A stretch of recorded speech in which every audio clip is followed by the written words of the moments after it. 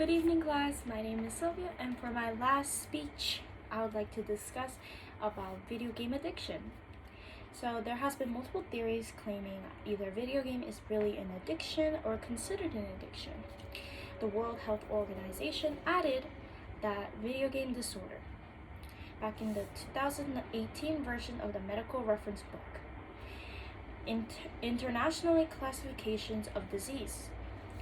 But the American Psychiatry Associates Manual of the DSM-5 didn't go so far. It's like a gambling activity. It's listed as like an activity or as a game, and it is considered as an addiction because you crave it. And how can video games become an addiction? They also say that it triggers a dopamine inside your brain that releases happiness when you play. And it's like an experience, it's the experience that you like. You're craving the achievement, and you're craving like that whole thrill and excitement in those video games. And it also shows that a lot of these are, it's like the crave is like when you're addicted to a drug or an alcohol. It releases happiness. You feel good when you achieve something in a game, or when you're playing it, you like the thrill. The consequences that you face from a video game addiction is also showcased a number of ways: a wrist, neck, and also have like back and elbow pains depending on how you hold the mouse, or like if you're in this position for too long. And also some people actually experience blisters or like grip pain and stuff like that on the palm. And there's also a long-term like obesity. If you sit on a chair or a place for too long and you're just consistently eating and you're just only playing that, it actually just like keeps you in one position, so you can get obesity from video games. And worst case scenario from these long-term causes are also blood clog, and that is the worst case scenario that could happen from not moving around and going outside activities. But what are the actual symptoms are? The specialists say that the emotional signs of the symptoms in the video game addiction also includes restlessness, or like when you're not able to play, it gives you like that urge, if that makes any sense. And first occupation thoughts and previous of online activity. So when you don't have like that online activity, you feel like that uneasiness whole time. And they also say that you also are anticipated to get on to it, like you're very like quickly get on, put on the headset or like headphones, whatever that works the best for you, and then you just immediately turn it on and just get right into it.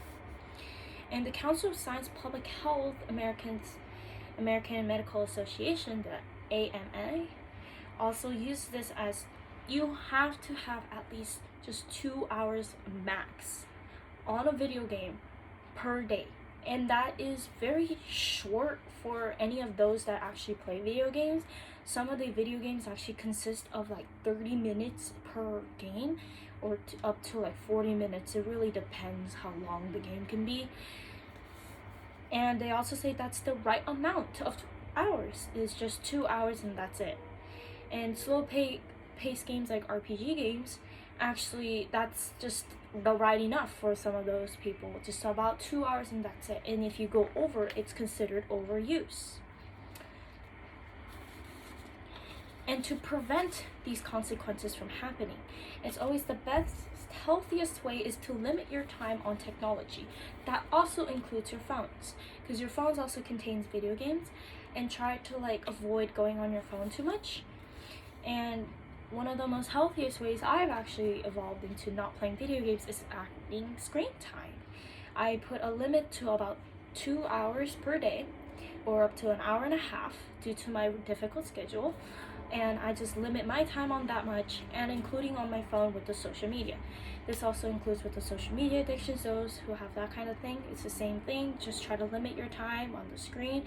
There's also iPhones released the screen time apps, so you can limit your times on those and you have per hour, and just keep it scheduled. And that's the most healthiest way that we stay off our phones or games or whatever that works the best, is actually adding screen time and realizing that you have this addiction, or an addiction as they call it. And try to go outside more, get that energy back going, your blood flowing, and keeping your heart pumped up is one of the best options to actually keep away from the video games. It's getting your mind off of that thing that is calling your name, and it's a video game.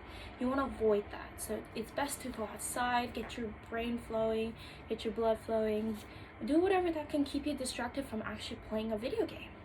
And that is best way that worked for me also, was to work out, go to work, try to keep my head off of my games or anything that really bugs me, that I'm craving. It's just avoid it, don't think about it. And the best option is always working, keeping a good healthy schedule going on, and trying getting things done. And that is my last speech of the day. I hope you guys really enjoyed it. Thank you guys.